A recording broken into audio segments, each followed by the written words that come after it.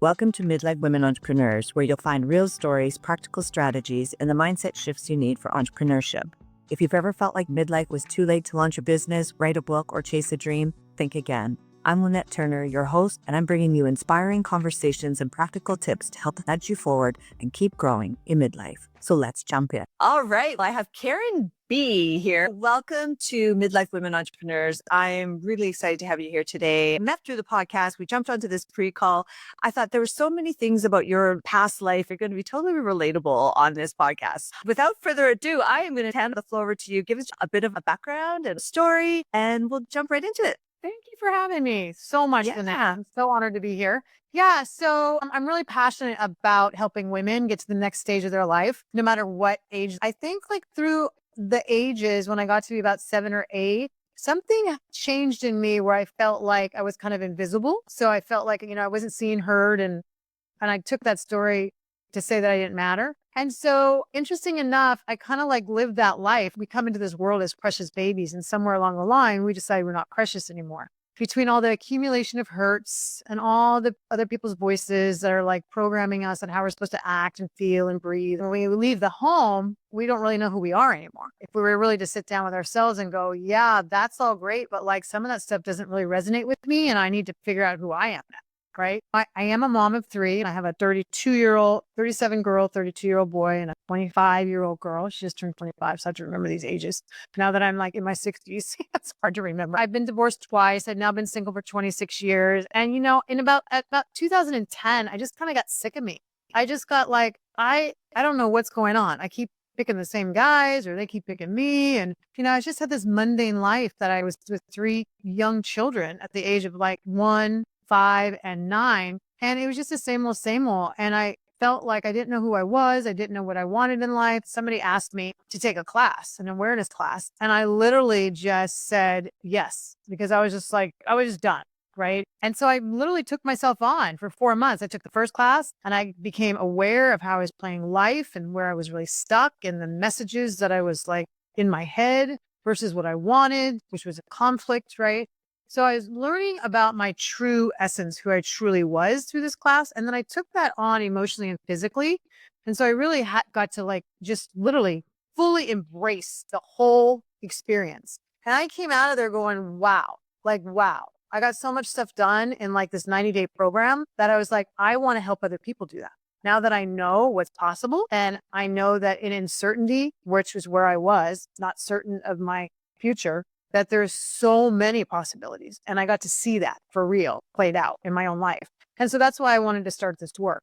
So I was a coach for that organization for 10 years. And then I was also a coach in sales, because I have a mortgage business as well, for another 10 years. And so I really wanted to find a way to bring those two worlds together. And so that's when I decided to quit my job and just started my own coaching business and doing those two things. And so that's kind of how it started.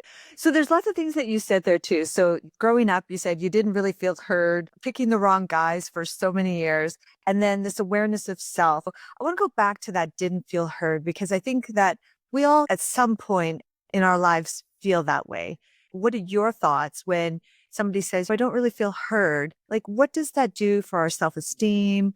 How do you handle that feeling? Yeah. So as small children, we all want to be heard, held, and seen, basically, right? So we want to have value. And so the story that I brought forward in my adult life was that I'm alone, I don't matter, and I got to do it all myself or it won't get done. And that's how I've been living. What happens is we have these programs in our subconscious mind from when we're younger, and we have patterns that we just bring into the adult world. And at some point in time, you realize that these aren't working for us, but we really don't know what to do until we kind of get stuck. Well, this is my life, right? Some people say it's too good to be true. So when I hear that kind of stuff, and I'm like, well, what happened that made you think that way, right? So if we go back into someone's childhood, we'll find out where that message came from. And so, but what happens is they take that message into their adult world, and then they say, well, if it's too good to be true, then things won't work out for me. So now we're playing with things don't work out with me. So if we're thinking that, right? Because how the mind works is you think something, and then you end up you feel it, and then you behave and you get your outcome. So if we're really thinking that, right, then that's what we're attracting in our lives, because that's what we're focused on.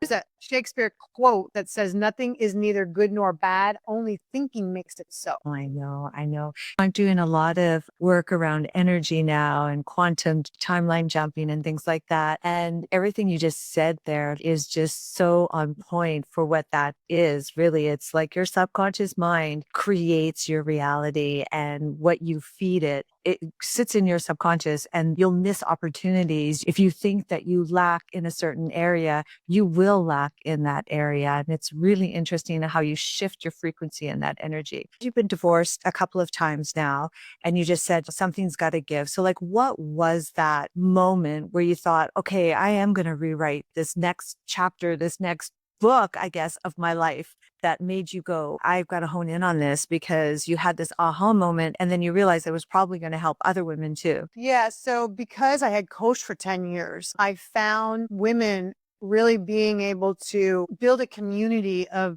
like kind women that gave a safe space to be heard, to really listen and be heard and be authentic and true, which is why I have a passion for coaching women. Because I think we have the capacity to really have empathy and compassion for one another. And I'm not saying anything bad about men, but like they just want to fix things, right? They just, what we really, something we need is just somebody to just hear us and just see us and just let us speak, right? And so I found that. And so my transformation was just through this class that I took, really looking at every way that I played life. Like, for instance, if I wanted something, I was really committed to it. I was able to do an exercise to see how bad I wanted it. So if I had a relationship with my word and I said, that's what I was committed to. And then I had someone in the class that said, well, why are you standing here if that's what you want? Like, how bad do you want that? Right. So it's clear intention, right? The commitment. And so that was one thing. Another thing, somebody asked me how I felt love. Like, I really didn't know. I knew how I didn't feel love through my childhood, because I thinking back, I had evidence, right? And so to really hone in and go, wow, I really need to think about that, right? So of course I cried and I did all these things because I was seeing all the loss that I had, right? And all the things of not feeling it. But like to really be able to relate and go, oh, I'm rewiring my brain now to go, well, that was that. And I have evidence from my past, but that's not truth today. Because if I look at today, I do have lots of people that love me, and I have lots of people that see me, and I have lots of people that hear me, and I actually get to help them. So I do matter. And so all these messages I had that I was taking into the world, and I was attracting these people that weren't right for me, I wasn't healed from that. And so that's why people and circumstances will come into your life where you're not healed, right? And so once those people started leaving, I was like, at first I was hurt, just like a divorce. I'm hurt and I'm sad. I'm all these things, right? But then I thought to myself, well, it's kind of a gift, because now I get to like look at me and like see how I want to play life without any distraction, right? And just coming from a place of love for me and my kids. And so I think that's what I really hold a space for women, to have a safe container to really be who they want to be and what they want to design, with nobody telling them they can't. Okay, so you said a lot of things there. Earlier on, you said that you were focused on this awareness of self, and it just triggered this playing small. I think that as women, we often play small, but I think it is because we hold on to these past hurts. My question is, do you really think you have to be healed before you don't play small anymore? I don't think it's so much healing. I think it's just being free. I think it's just realizing the lies that we tell ourselves, right? And awareness of the patterns that we're playing that aren't serving us, and just break free from that. It's not, I wouldn't call it healing. I said heal, but I really think it's just breaking free from it, because if those aren't truths anymore and they're lies from our past, then the truth is the truth. If that's not true, right? And the truth is I am loved. I'm not alone, right? I do matter. Then I can like really release that exhaustion and running around and being busy and all the things that I do as a woman, trying to like make myself loved, heard, seen, matter, worthy, right? It's Right. exhausting. And so Yeah. if I can just look at a woman and go, okay, so I can see all the accumulation of hurts, I can see it all, right? But what would it feel like if you really stood in your truth that you are loved and you're seen and heard and held and it's safe? So now give me a word from what you feel now. And they'll use words like light, free. One person said, I can fly. I mean, all these different words, like that's what we want to experience, the feeling of what that feels like, and then to practice. Yeah. Yeah. Yeah. And I totally agree with that. When you talk about earlier you said you had to do it yourself or it won't get done. Well, that's very masculine energy. But often as single moms and as women, and we often E-type women, we tend to do everything, right? Because we just do. That's just how we roll. And so my sort of January 2025 mantra is like, okay, I'm going to kind of shift from that masculine energy first to feminine energy first, still using my masculine to push forward. So, but it's like, part of me, when I started to dive deeper into that, okay, well, how do I sort of start to lead with my heart? How do I know that I'm loved? And I started to go down this path of inner child. And I was just like, honestly, I don't want to go there. I don't remember half of it anyway. Why am I dredging up things from the past in the first place when, quite honestly, I just want to, as you say, be set free now and continue to move my life forward? Do you find that when you're working with some of these women in your coaching practice that they just want to like fix all of that first and they can never let go and get that freedom without it? I do have some women that it takes a long time for them to let go, but we're not focused on a problem. It's not a problem. So we don't have problems, right? Unless we say they're problems, right? So it's just looking back and going, okay, like, so when did that first happen to you? When do you remember that? It's kind of like if a child goes on stage and somebody tells them that they messed up or they should never be on stage. And then they have to be a speaker someday in their future life, or let's just say now, right? Like, let's just say I was that person, right? And I had that. And now I have to go speak on stage. Like, I'm going to come up with all these things that go, oh my God, no, I can't speak on stage. I was told that I was terrible on stage. Or if you want to be a singer and you were told you're a bad singer when you were a kid. Now you have a narrative that says you're a bad singer, you're not going to sing, right? Or you're not going to like present, right? You're going to steer clear. And we carry those things forward. And so basically, it's like if I can take someone and go, okay, well, okay, so tell me about that. When do you remember that happening first? And then go back and I'm like, but you were like 12 years old then, right? Okay, so, but now you're 40. So that was like 30 years ago, right? So is that true today? Like you could go get, if you want to sing, you can go get a singing coach, right?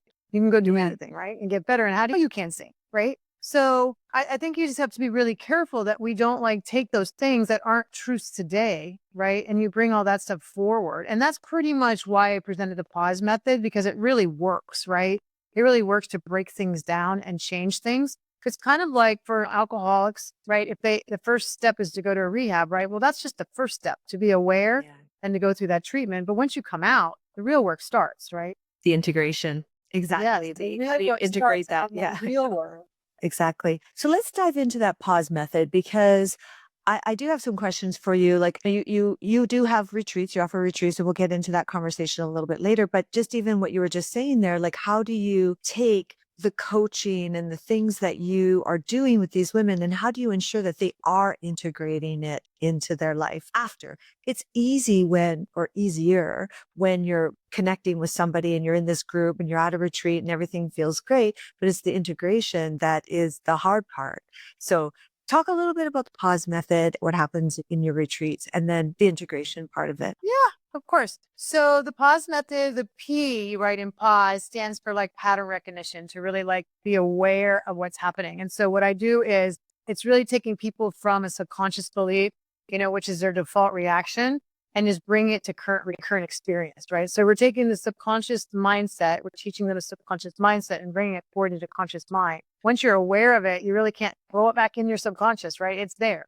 So when something comes up, it's kind of like, oof, there it is again, right? Now you need to figure out what you're going to do with it, right? So I always, the question I ask is, what story am I telling myself right now? And is it rooted in truth or is it rooted in past conditioning, right? And so that's just the first step. The second step is just to acknowledge and accept it. Okay. So a lot of times what I do is I take people through a timeline where they actually like remember, no judgment at all, no opinions, just make it a fun exercise to go through a timeline and just remember everything that ever happened as far back as you can remember. Good, bad, and different, no opinions, just write it down, make it colorful, play some kid music, I don't know, some funky music that keeps you happy, right? And just write it down. So then we can look at it and go, where are the patterns, right? Because you got to identify where the patterns are, right? And so that timeline really helps. Okay. Yeah. And so just really fully accepting this acceptance of what happened without resistance or judgment. It was what it was. It happened the way it happened. It couldn't have happened any other way because it really didn't, right? Right. And so if you really believe that everything is happening for us in this universe and not against us, and all those little things. And I'm not saying that bad things didn't happen. Bad things happened to me as well. But all those little things are lining up to help us for our future self. Okay. And so that's where you actually get to really start shifting the perspective, right? Like the way that you perceive yourself, right? Because if you're perceiving yourself in current today based on what happened before, then that's really not true. And now we need to deal with what's truth, right? Yeah. And so then we get to unwind it, untangle it, and understand it. And so I start to ask them, here's where we're going to separate fact from fiction, right? So what is the belief? What if this belief isn't true? What would life look like? Yeah. Right? Then that's a big question. If it's not true, what am I I'm like? I don't know. I seriously don't know. I haven't lived any other way. It's like I have always give this example of like being dehydrated. I didn't drink water hardly ever for the longest time, years and years and years. So my normal was to be dehydrated all the time. I didn't know any different. I didn't even know I was dehydrated. But now that I'm healthier, right? And I'm living a very healthy life and I'm drinking water all the time, right? Now I know what it feels like to be hydrated. So then when I get sick or something and I don't hydrate myself, I'm like, woof, I know what's wrong. I need a bottle of water. And it's interesting. I love that understanding your patterns because I think often we don't even know what we're doing really. It's always easier, right? I can always tell you what's wrong with my girlfriend or my family members or whatever. But oh, do you think I did that? And it's true. Like it's the understanding those patterns, I think is the biggest part of it. So it's kind of what you're saying is once you get it, Yeah. that's how I am. Got it. Now, and sometimes it's like you said, you never knew you were dehydrated. Yeah. In its simplest form, Yeah. And I would say another way to look at it is that, you get triggered by something, even like your girlfriend or family member or something, and then you react and you're like, well, there's a gap. There's a gap between the trigger and the reaction, right? And that's where we get to explore. I'm like, why am I so upset? Yeah. So that's the part where we get to start the work, right?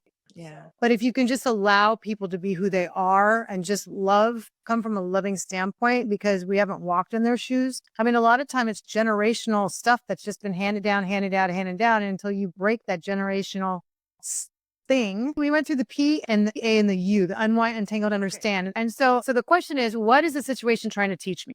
Okay. So that's the question. So then if you go to the S, it's for, shifting and changing the narrative, right? Telling yourself a new story. Because now we understand that the story you've been telling yourself is really a lie that you've brought from past conditioning forward from your subconscious mind is trying to keep you in survival mode because we've created and manipulated the world to try to get love outside of ourselves and like know that we're worthy from outside of ourselves when really it's all inside of us, right? So we get to shift, right? And so if we reframe the old belief into an empowering truth today, that's a totally different world we live in. Right. Because we don't need to have those things come forward. Okay. So that shift. So what's happening in that shift stage is that you're recognizing your inner critic, really. I like to call it the gremlin. That's what I call it. It's my gremlin. It's that thing that's there. Well, her name is Astar. And my last star, Astar likes to keep me safe. And it's usually in the form of self-sabotage. No, whoa, hold on. It's going to be way too much work if you keep going down this path. So self-sabotage. So that's kind of what you're saying is you're recognizing through the P, A, and the U that you're shifting intentionally to say, no, not today. right, because you have a reaction, it's really being pulled from the past. Right. It's just some place that you're not course. You know what I mean? Of course. Yeah, So, that's really good. I like that. yeah. So it's just somewhere you're not free yet. I like that. That's an aha for sure. Yeah. I think the question is like, if I were already really free and already whole and worthy, how would you show up? Wow. Yeah, for sure. That's a good question to ask yourself. Then you can start rewriting your narrative, and pivot into the new possibilities. One of the quotes that I usually use is in uncertainty, which everything is uncertain right after we get off this podcast, right? I don't know what's going to happen in 30 minutes from now. There are so many possibilities. And so when you think of fear comes from the past forward because all we have is a history. But if you really don't know what's going to happen in 30 minutes, then what is there to fear? Like really, things happen and we just go with the flow. And if you really believe the universe are working for you, then like life already has it kind of planned out, right? So then that's the S. And then the E is just to embody and expand this, right? So it's a practice, right? You just need to embody the new belief, start taking aligned action. And that's literally what manifestation is. Yeah. Right. Everybody thinks, well, we can just put a bunch of affirmations and we can say all this stuff. It doesn't work, people. Like you really need to like go through the process and like start living as if, right? I love for women to design the next chapter because now we can design that. And now we can like move forward. And a lot of times I do have women in some of my retreats, like paint a picture, a blank canvas, because I'm like, you have a complete blank canvas now. Yeah. Like, what is it you want to design from pure Right. possibility? Right. So what happens if somebody is completely stuck? Because I like that, like live your life by design, not by default. So what does designing really look like in practice? So like if I'm super stuck or I'm unsure of really kind of what I want to do, what I want, how do I design that future? Well, a lot of the times, some of my coaching students, I do take them back. Like, tell me the things that you were really joyful and you loved as a little kid. Right. Like, you really loved. I have one person that we went back in time and she loved, loved, loved to perform and dance. And she stopped because someone told her that she needed to grow up.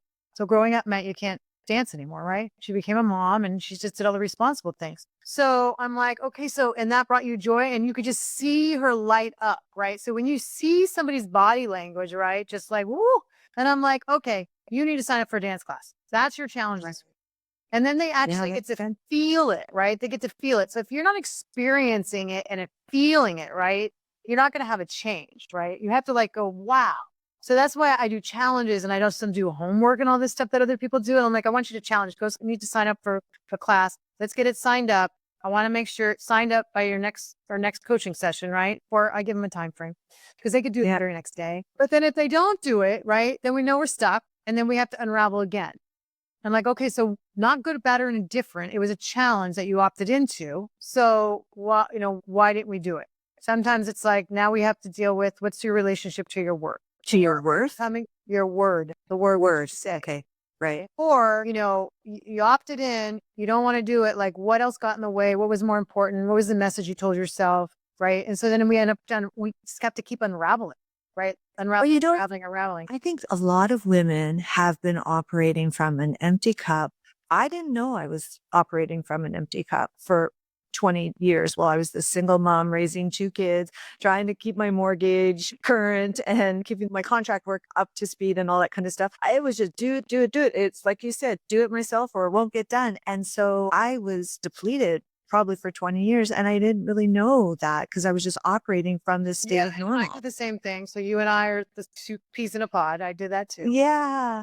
So how do you help women recognize that? And how do you get them to start filling their cups back up? Because I'll tell you, it will happen with guilt if they do it at first, right? So how do you Oh, do it yeah. without guilt? Yeah. Yep. Yeah. Yep. Everybody pretty much has heard the thing that says put your oxygen mask on first so you can Yeah. take care of your children or whoever it is, right? And it's so true because if you really think about it, like you're telling the story of it's pure exhaustion, like Yeah. pure exhaustion. Like, how does it feel as a woman to live from that? Like, do you Yeah. really want to continue living that way? No, no, no. So if you And I really, didn't want to live that way when I was. I know, but so that just happened, right? So, but I know. here's the deal: the fact that you don't want to do it anymore, right? Not saying you're doing it, you've gone past it or whatever, but let's just say Yeah. ignorance is the first step. Like, remember I said I got sick of me. Yeah. I just knew Right. that I was sick of this. I just knew something. Right. Like Yeah. That's it's good. that like moment where you go, I don't want to do this anymore. Right. And so, but then the next point is not to isolate yourself. So you just stay in that. It's literally to reach out to someone, right? Like reach out to your journal, write it down, see what Yeah. you're writing. Right. And like, then I Yeah. find, and then imagine what a life could look like. Right. And a lot of women just can't imagine that. Like I said earlier, they can't because it's so embedded them to do everything. They just don't see a way out. And so you really need a safe container, a safe space, like whether it's a girlfriend, a community, like, a coach, whatever, whoever it is, a podcast, it can be to really give you a safe space to start really reflecting and like start really diving deep and exploring. See, the thing is people have all this and they keep searching for things outside themselves. It's not outside of you. It's not outside of you. It's all inside of you. And that's why I really encourage women to take a pause. My first pause was walking to the mailbox to get the mail. That was my first pause years ago, like Yeah. just to get a moment to myself. So your coaching method, you really sort of built this organically. And I often say like most successful women, when they've started a side hustle or a full-time business, it's probably 90% of the time it's because they solved that problem for themselves first. So you built your coaching business organically through obviously your real life experiences. What are some of the lessons that you learned along the way about trying to build a business like that? And are any of those lessons teachable for other women? Oh, yeah, for sure. I'm helping somebody right now start their coaching business. A lot of people that I coach want to do a side hustle. I'm helping a gentleman right now, like go from working for a mortgage company to opening his own mortgage company, right? I think really everybody can do whatever they want. They just need a cheerleader and someone kind of to guide them a little bit, right? Because we get stuck with the doubt. I mean, I just had doubt the other day. I remember my first podcast that I did, it was horrible. And I remember getting feedback and going, oh my God, I'm not good at this. I'm never going to be on another podcast again. Now that was just letting that feedback instead of just taking it as feedback and go, okay, I can fix these things, right? But I didn't last long.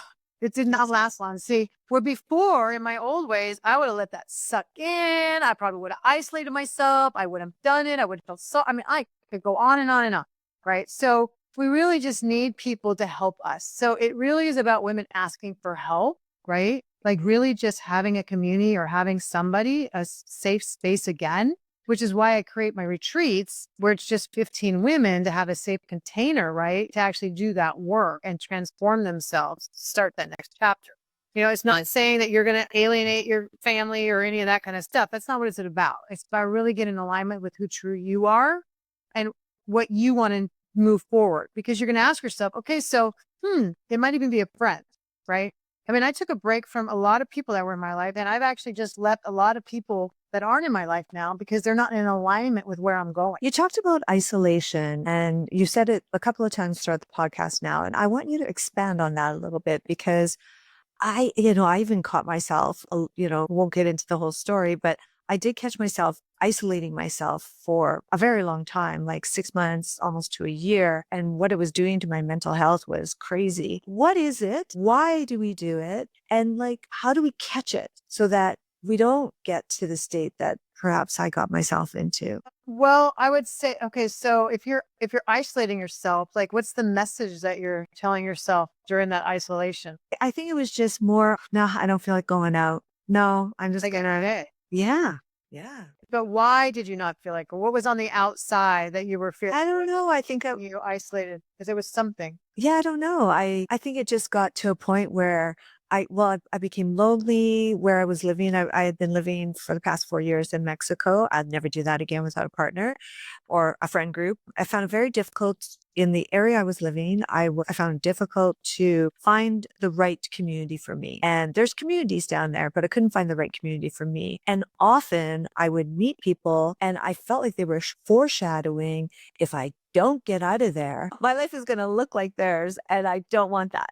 And so I don't know. I think I felt like I just started to just like I'd work, I'd go to the gym, and then it was just easy to kind of, I don't know, flop on the couch and watch Netflix. And then I just, okay, whoa. And then, okay, wow, okay, I better You get got out of to here conflict with before. yourself, right? Yeah, Like what exactly. your behaviors were, and that, but you knew there was something that you knew you needed to get out of it. But like this, Yeah. the conscious was stronger. So I would take that Yeah. and go, tell me a time that you remember that happening, like in your Yeah. childhood, right?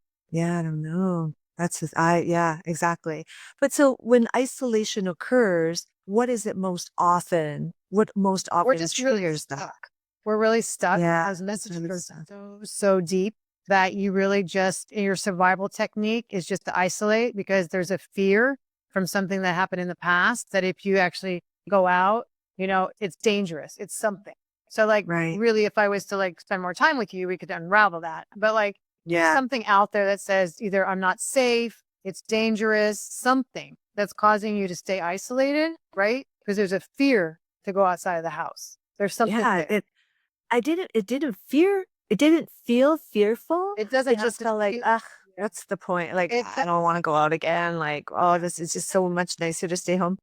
feel fearful. It's just the Yeah. fact that you have lack of motivation. And so that's why we Yeah.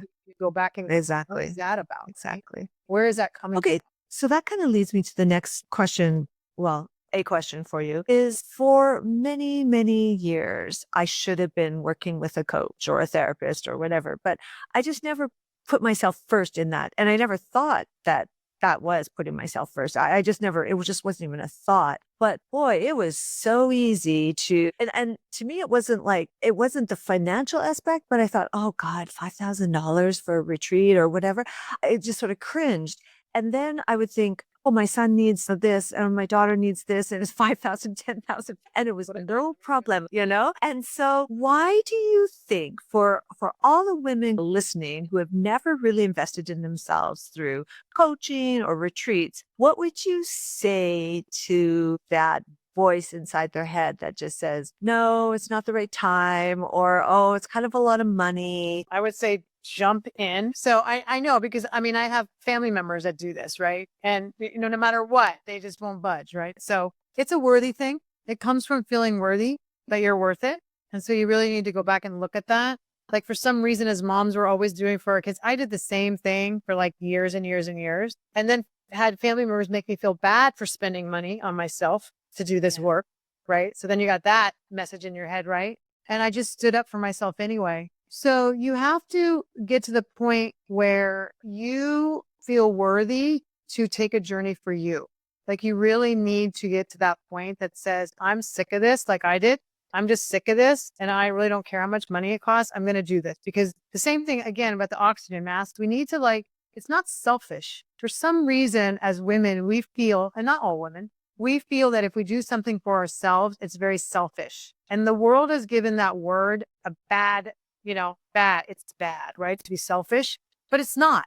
Because if we selfishly take care of ourselves, we're so much better to take care of others. But if you really start diving into your stuff and you really take yourself on, you will be such a better parent to be able, remember I told you the generational down and down, down and down. Yeah. You can stop that and you become a parent that those kids are going to love you so much. Not that they don't love you now, but you changed and your parenting changes for the better. And and what you're saying there, it doesn't have to be that, like, it's never too late to go ahead and do that. Never too late. Right? So, I mean, I think older kids seeing their mom or their dad getting that help that they knew all along you needed anyway, and getting that help and fixing yourself, not fixing, but like kind of healing and growing and approaching things differently, I think is such a legacy to leave behind. If you ask your kids, they would have rather you done that work when they were younger. I know.